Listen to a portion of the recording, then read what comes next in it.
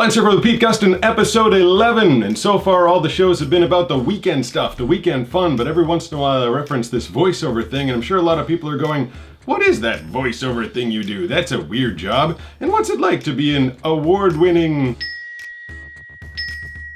voiceover guy? Let me tell you, it's glamorous. I wake up really early every morning because I got clients all over the world and no one wants to let me sleep. I've got clients from Sri Lanka to Seychelles, South Africa, South America, Mexico, Canada, down to the Caribbean, all over the place, and we gotta get up and get into the studio quick. But first thing we gotta do is we gotta feed the doggies.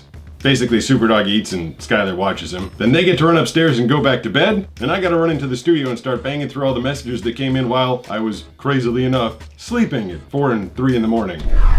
Alright, so the first piece of copy this morning comes to us from Boston, and of course, this is way too small for me to see, so what I'm doing is blowing it up just to kind of see where it is, but it's the little robot voice that reads it to me in my ear, and I recite it back. Who plays the most commercial-free classic rock in Boston? So that's what I'm hearing when I put in this earpiece, but of course, I can't let anybody else hear that, so we mute the speakers, and then throw another pair of headphones on top, so there's no leakage of that little robot voice coming through to all my voiceovers. Now we pop up, and start reading the session. Who plays the most commercial-free classic rock in Boston? Don't hurt yourself thinking. And then, of course, all this stuff gets produced. This is done by a really talented production guy in Boston by the name of John Riley, so it'll sound like this. Commercial-free for 2 hours, twice a day. Right after Dave and Chuck the Freak with Adam 12. Next, we head out to Trinidad and Tobago. Trinidad and Tobago hosts the CONCACAF qualifiers for the upcoming Under-20 Women's World Cup Finals. Now we're back to the States for some commercials on ESPN. Sports Center is brought to you by Barbasol. You're looking good, America. We'll head out to Detroit for a concert promo on a rock station, WRIF. Disturbed is bringing the Sickness 20th Anniversary Tour to DTE with Stained and Bad Wolves on August 16th. And now we'll head out to KABC in Los Angeles, where my stuff gets produced by another talented production guy by the name of Germán Aguilera. Of course, my stupid cell phone pronounces it German. Siri's not very good with Spanish names. From German Aguilera. Powered up for 2020. AM 790 KABC is all new for your better listening. Thankfully, I love my job, because the requests do come in all day, every day. Hottest bartender in Tampa Bay promo. KIFM NCAA tournament reads. Word new show imaging. It's pretty non-stop. I mean, once I tried to eat lunch.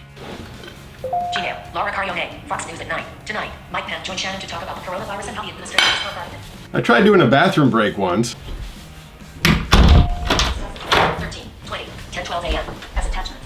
Once upon a time, Superdog and I went out for a walk and had to get back so quickly for a session, we needed a police escort. Well, okay, that's not exactly what happened there, but close. So there it is, the glorious life of a voice actor, which of course in the beginning entailed me trying to find a way to read copy for a living, even though I couldn't see any of the words on the page, which was a bit of a weird career choice, but it's worked out. So these days, what I'm trying to find a way to do is just relax and have some fun when I'm not in the studio. Wait, I got an idea.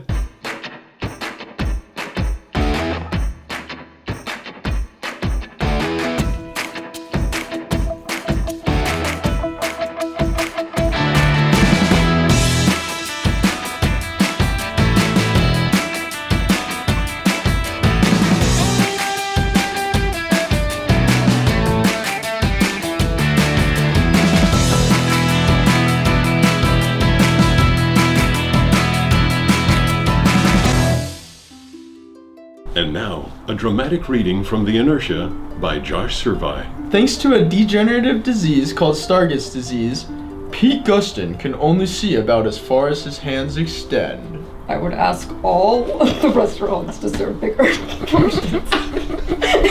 I never get to take home any leftovers.